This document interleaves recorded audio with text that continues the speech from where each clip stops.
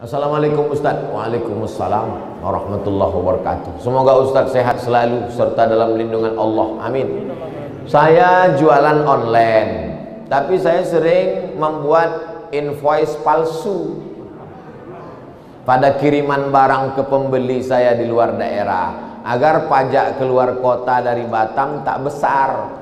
Pasalnya pajak Batam keluar kota itu 17,5%, berlaku untuk semua barang. Apakah saya harus tinggalkan usaha saya nih Pak Ustadz atau bagaimana? Saya takut uang yang saya dapat memperberat hisab saya nanti di akhirat. Payah saya jawabnya. Nanti saya jawab boleh, bilang orang Ustadz Somad membolehkan bohong, dan orang kantor pajak marah sama saya. Gara-gara ini berkurang pajak dari Batam, kata dia. Jadi aturan-aturan negara yang tidak ada di dalam Quran itu adalah kesepakatan ulama dan umara. Kesepakatan la tajtami'u ummati ala dhalalatin. Umat ini tidak mungkin bersepakat untuk suatu kesesatan. Makanya kita disuruh atiullah wa atiur rasul wa ulil amri. Sama macam pakai paspor. Mana ada hadis nyuruh pakai paspor? Jadi kalau ada anak-anak muda nih, kau udah ngurus paspor. Tidak ada dalam Quran nyuruh paspor. Paspor itu bid'ah wa kullu bid'atin dhalalah. Pas mau masuk Saudi, mana bisa kau masuk? Begitu juga lah logika berpikirnya tentang masalah pajak tadi. Itu adalah aturan negara. Assalamualaikum Ustaz. Waalaikumsalam. Kami sudah lebih 10 tahun menikah. Mohon doa agar segera diberi Allah keturunan yang soleh, penghafal Quran dan cinta kepada alim ulama, terutama seperti Ustadz Abdul Somad. Nanti kita doakan. Mudah-mudahan yang belum punya anak punya anak. Saya udah 40 tahun Pak Ustadz belum juga punya anak. Hah? Kenapa gitu? Belum nikah. Nikah lah. Nanti di akhir majelis kita berdoa. Bagaimana saya menghadapi ibu kandung saya yang tak adil terhadap adab anaknya dalam memberikan kasih sayang? Masalahnya ibu saya terlalu berlebihan kepada anak yang satu saja. Ittaqullah, kata Nabi. Hai ayah, hai ibu, ittaqullah, takwalah kamu kepada Allah. Fa'dilu baina auladikum, bersikap adillah kamu di antara anak-anak kamu. Memang hati tak bisa berdusta. Kadang kita lebih sayang pada anak pertama daripada anak kedua, ketiga. Tapi hati memang tak bisa. Tapi zohirnya maka mesti bersikap adil. Adil tak mesti sama. Adil tak mesti sama. Anak 3, yang satu S1, yang paling kecil TK karena dia lambat nomor antrian. Tak pula belikan laptop 3 dikasih laptop. Anak S1 laptop, anak 3 kasih laptop, habislah. Jadi letakkan sesuatu pada tempatnya, itu bersikap adil. Ibu, bapak jangan sampai kalian tak adil. Anak yang satu dimanjakan, jadi hantu dia. Anak-anak yang satu ini dicampakkan, boleh jadi dia yang berbakti. Jadi kita tak tahu entah mana buah hati, belayan jiwa, permata-permata ini yang akan menolong kita di hadapan Allah. Yang pasti anak-anak kita itu adalah amal jariyah, waladun solihun, anak soleh. Bagaimana hukumnya orang meninggal dan belum jelas karena virus corona, sementara langsung dikubur, tak dibuka baju dan pampersnya, dan kalau memang jelas corona, apakah termasuk mati syahid? Hai pegawai-pegawai, dokter-dokter, bidan-bidan di rumah sakit, kalian akan dituntut di hadapan Allah seperti aku juga akan dituntut dalam setiap ucapanku ini. Ma yalfizu min qaulin, semua cakap yang keluar dari mulutmu Abdul Somad, kau akan dituntut. Maka begitu juga kau saudara-saudaraku akan dituntut. Apakah kau amanah atau kau curang di situ? Apakah betul atau hanya kau permainkan di situ? Maka setiap akan diminta latus alunna yauma idzin anin na'im. Inna sam'a, telinga, dengar baik-baik Pak Dokter, dengar baik-baik Bu Perawat. Wal basar, pandang tengok baik-baik. Apakah betul ini kena Covid atau tidak? Wal fuad, pikir baik-baik. Kau dapat berapa di dunia ini? Di akhirat nanti pertanggungjawabannya macam mana? Hisabnya, titian siratal mustaqimnya, azab kuburnya, nikmat sesaat. Setelah dapat kau pastikan bahwa ini Covid, katakan Covid. Kalau tak Covid, balikkan ke keluarganya biar bisa diselenggarakan jenazahnya. Kalau ini memang betul Covid, maka ada petugas jenazah pakai baju astronot, bersampul semuanya, buka pampersnya karena ada najis di situ, lalu kemudian tayamumkan karena tak bisa dimandikan. Maka secara fikih orang yang kena penyakit menular ditayamumkan. Walaupun kau pakai plastik, pakai baju astronot, ambil tanah, pukulkan, sapukan ke mukanya sekali, sapukan. Jangan takut kena matanya, tak akan berkedip. Sapukan ke tangannya, setelah itu pakaikan kain kafan, setelah itu bungkus plastik, karena dia adalah saudaramu. Kami berterima kasih kepada kalian, Bapak Bidan, Bapak Dokter, Ibu Bidan, Ibu Dokter, karena kalian sudah menyelamatkan. Kalianlah ujung tombak perjuangan. Kalau kalian amanah, maka semua pahala kalian dapat. Tapi kalau kalian berkhianat, maka sesungguhnya dosanya juga akan berlipat-lipat. Kenapa? Karena mereka melaksanakan fardu kifayah. Fardu kifayah sudah mereka laksanakan. Lalu kemudian dikuburkanlah. Adapun sholatnya bisa diletakkan di keranda lalu sholat, takut dibawa ke masjid menular sholat. Allahu Akbar. Bahkan di dalam mobil ambulan itu pun bisa. Di dalam buka pintu jendelanya, dari luar tuh Allahu Akbar. Di tepi kubur sebelum dimakamkan diletakkan di atas kayu, sholatkan, setelah itu baru dimasukkan ke dalam. Hanya masalah mandi saja bisa diganti dengan tayamum. Adapun sholat jenazahnya tetap. Nah, pula tak kalian sholatkan. Gimana udah sholat jenazah? Kami buat webinar aja Pak Ustadz. Mana pula sholat online?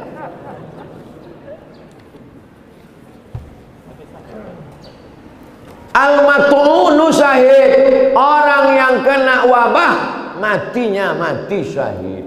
Tapi kalau orang mati syahid tak perlu dimandikan Pak Ustadz. Syahid yang mana guys? Syahid mati fisabilillah. Syahid itu terbagi dua. Syahid mati fisabilillah itu yang tak dimandikan, dikuburkan dengan bekas-bekas lukanya. Contohnya mana? Sayyidina Hamzah. Sayyidina Hamzah itu dikuburkan dengan luka-lukanya karena nanti mereka bangkit di padang mahsyar akan jadi saksi itu. Luka-lukanya itu jadi saksi di hadapan Allah. Adapun yang mati syahid, orang tenggelam mati syahid, orang kebakaran mati syahid, melahirkan anak mati syahid, orang yang mencari nafkah kena musibah, orang yang sakit perut mati syahid. Kalau pergi mencari nafkah, pergi karena lillahi ta'ala. Adapun orang yang pergi selingkuh tak pula mati syahid. Mati syahid yang jenis kedua ini tetap dimandikan. Tak bisa dimandikan, kafankan. Jadi jangan artikan orang kena dia tak lagi kami mandikan. Kenapa? Karena mati syahid. Ini adalah kebodohan yang terstruktur. Bukan syahid itu yang tak dimandikan itu. Dari Habibuddin Batubara. Saya seorang kakek, datuk kakek usia 70 tahun. Solat saya banyak tinggal. Bagaimana saya menghitung solat yang qadha itu? Dihitung aja datuk, berapa yang tinggal dulu di qadha sekarang semampunya. Tak bisa tegak berdiri, duduk. Usolli fardhu zuhri arba'a raka'atin qadha'an. Qadha habis zuhur. Habis asar gitu juga. Usolli fardhul asri arba'a raka'atin qadha'an. Dia agak-agak berapa lama tinggal, selama itu pula lah qadha'nya. Kalau tinggal 10 tahun, dia qadha' 10. Tak sampai 10 tahun meninggal dunia, diampunkan Allah. La yukallifullahu nafsan illa usaha. Adapun yang muda-muda, kalian anak muda, jangan kalian tinggalkan sholat. Hisab tadi ada kita bahas hisab. Inna awwala ma yuhasabu bil abdu yaumal qiyamah. Yang pertama kali dihisab pada hari kiamat, salatu. Pertama kali dihisab nanti pada hari kiamat adalah salat. Idza salahat salahal amalu kulluh. Kalau salatnya baik, amal yang lain jadi baik. idza fasadal amalu kulluh. Kalau salatnya rusak, yang lain jadi rusak. As-salatu imaduddin, tiang. Salat adalah tiang. Kenapa kubahnya bisa menempel? Kenapa dindingnya bisa kokoh? Karena tiang. Kalau tiang rusak, maka hancurlah rusak. Jaga salat, bukan somat. Kertas terakhir. Maaf Ustaz, saya langsung saja. Siapa itu Ifrit dan siapa pula anak buah Dajjal? Wa qala ifritum minal jin. Jelas ayatnya. Cerita tentang Nabi Nuh, cerita tentang Nabi Sulaiman. Ifrit itu adalah minal jin, dari kalangan jin. Nama komunitasnya jin, bukan bikers subuhan. Nama komunitasnya jin. Jin ini terbagi dua. Anna minnal muslimun, kami ada yang jin muslim. Juz 29 surat Al-Jin. Wa minnal qasitun, kami ada yang jin kafir. Ada jin muslim, ada jin kafir. Jin muslim masuk surga. Taharrau rasyada, mereka selalu mencari kebenaran. Yang jin kafir, kanu li jahannama hataba, masuk neraka jahannam. Jin Ifrit termasuk jin mana? Jin Ifrit yang ada dalam cerita Nabi Sulaiman. Dia menawarkan, ana atika bihi, aku sanggup membawa kursi Balqis, kursi tempat duduk Balqis, dari Yaman ke Palestina.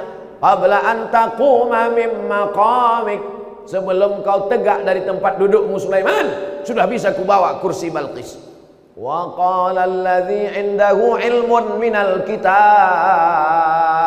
datang seorang laki-laki, orang soleh, ilmunya dari Al-Quran. Apa kata dia? Ana atika bihi, aku bisa membawa kursi Balqis dari Yaman ke Palestina. Berapa lama? Qabla an yartadda ilaika tarfuk, sebelum matamu berkedip. Jin Ifrit sanggup membawa sebelum Sulaiman tegak. Orang beriman sanggup membawa sebelum Sulaiman berkedip. Mana yang lebih hebat, orang beriman atau jin Ifrit? Kenapa masih minta jin Ifrit? Banyak orang sampai tak makan tak minum pergi ke pohon rindang. Hai jin, datanglah. Kata jin, aku dulu udah kalah tender waktu zaman Sulaiman. Kau datang juga sama aku lagi. Bongak kata jin. Bodoh kata jin. Siapa pula anak buah Dajjal? Anak buah Dajjal adalah semua orang yang memperturutkan hawa nafsu menjadi setan. Setan itu dua, sayatinal insi wal jin, dari kalangan manusia dan jin. Alladzi waswisu fi sudurin nas minal jinnati wan nas. Maka dia termasuk tentara-tentara Dajjal. Bagaimana jika keduanya sudah berada dalam tubuh kita Pak Ustadz? Diruqyah, dikeluarkan.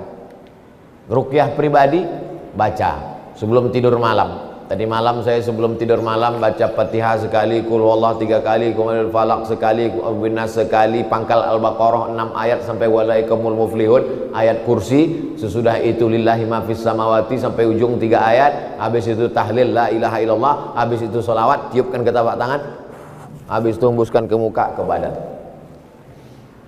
Saya di Pekanbaru tidur tak terlalu takut, tapi di Batam ini takut saya. Entah karena tempat juga ya. Bagus, makin takut makin khusyuk kita.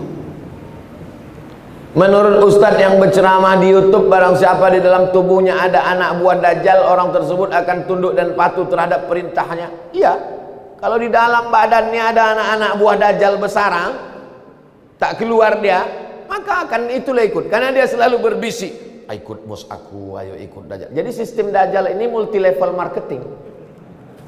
Dia selalu mengajak, dan dia caranya itu bolak-balik. La'atiyannakum min baini aydihim, aku akan datang dari depan, wa min khalfihim dari belakang, wa an aymanihim dari kanan, wa an sama'ilihim dari kiri. Tak pernah capek, tak pernah lelah, terus berjuang demi untuk menyenangkan hati Dajjal. Tiba-tiba datanglah anak muda, pemuda hijrah yang letoy. Yuk pengajian yuk. Kata Dajjal, siapa nih yang betul sebetulnya? Aku aja mau masuk neraka semangat betul, kata Dajjal. Kau pula mau masuk surga letoy. Mumpung ini masih ada waktu untuk memperbaiki diri, Satu, bagaimana cara agar Ifrit dan anak buah Dajjal keluar dari tubuh kita? Tidak akan mungkin bersemayam tempat yang sama. Di situ ada zikir, di situ ada setan. Aku akan ganggu mereka. Illa ibadaka minhumul mukhlasin, kecuali hamba-hambamu yang tulus ikhlas kepada Allah. Makanya kita diajarkan wirid-wirid. Man laisa lahu wir fahuwa qir. Man laisa lahu wir fahuwa qir. Siapa yang tak punya wirid berarti dia qir. Qir itu apa? Monyet. Wiridnya apa? Itulah wirid harian. Wirid pagi habis sholat subuh baca Fatihah, Qul huwallah, ayat kursi, pangkal Al-Baqarah. Wirid itu untuk menjauhkan dari gangguan-gangguan jin setan. Iman dan takwa yang bagaimana yang harus kita tingkatkan Pak Ustadz? Iman takwa itu tak berubah-ubah dari dulu itu saja. Iman percaya, takwa. Iman takwa itu begini. Datanglah kawan ngasih tahu, bro, ada razia di sana. Ada razia di sana. Razia Polsek, Polresta Barelang. Ada razia. Percaya bahwa di sana ada razia, itu namanya iman. Percaya bahwa di sana ada razia, iman. Karena kau percaya bahwa ada razia, lalu kau buka dompetmu, kau mau melihat ada tak SIM dan STNK, sudah bayar pajak, lalu kemudian pakai helmnya bunyi klik, habis itu naik. Kesiapan dirimu dengan STNK, pajak, SIM, helm, siap melewati. Kesiapan itu namanya takwa. Paham hubungan iman dengan takwa? Paham. Nah, sekarang ada anak muda dikasih tahu kawannya, bro, kau mau ke kampus? Iya. Ada razia di sana. Razia ya? Iya. Ah, gitu deh. Jalan aja dia. Itu namanya orang beriman tapi tak bertakwa. Percaya kau ada Allah? Percaya. Percaya kau ada malaikat? Percaya. Percaya kau bahwa nanti hari kiamat? Percaya. Percaya kau bahwa ada hisab bangkit di kubur? Percaya. Percaya kau bahwa ada surga neraka? Percaya. Apa yang kau siapkan? Tengok nanti aja lah. Itu namanya beriman tapi tak bertakwa. Makanya bunyi ayatnya 3. Ya ayyuhalladzina amanu. Setelah beriman, ittaqullah. Takwa. Beriman dulu baru bertakwa. Percaya dulu ada razia, baru siapkan. Jadi kalau tak ada razia tak siap lah Pak Ustaz. Kalau tak ada razia orang tak siap. Itulah pentingnya percaya. Setelah percaya barulah datang takut. Nah, begitu saya menjelaskan ilustrasinya sesimpel. Bisa saya menjelaskan takwa menurut etimologi, takwa menurut terminologi, tapi itu nanti 2 SKS dari kampus. Cuman di kampus, awak pun dah keluar dari kampus. Al-Haziniyah Al-Fatihah. A'udzubillahi minasyaitonirrajim. Bismillahirrahmanirrahim. Alhamdulillahirabbil alamin. Rahmanirrahim. Maliki yaumiddin. Iyyaka na'budu wa iyyaka nasta'in. Shiratal mustaqim. Shiratal ladzina an'amta 'alaihim ghairil maghdubi 'alaihim waladdallin. Amin. Allahumma shalli ala sayyidina Muhammad wa ala ali sayyidina Muhammad. Assalamu alayka ya Rasulullah. Allahumma wafiqna lima tuhibbuhu wa tardah. Tanamkan dalam hati kami ridhamu supaya kami beramal dengan amal-amal yang kau ridhai ya Allah. Allahumma aktib lana bi husnil khatimah. Selamatkan kami ketika malaikat mencabut nyawa kami dengan husnul khatimah. Keluar dari mulut kami la ilaha illallah Muhammad Rasulullah.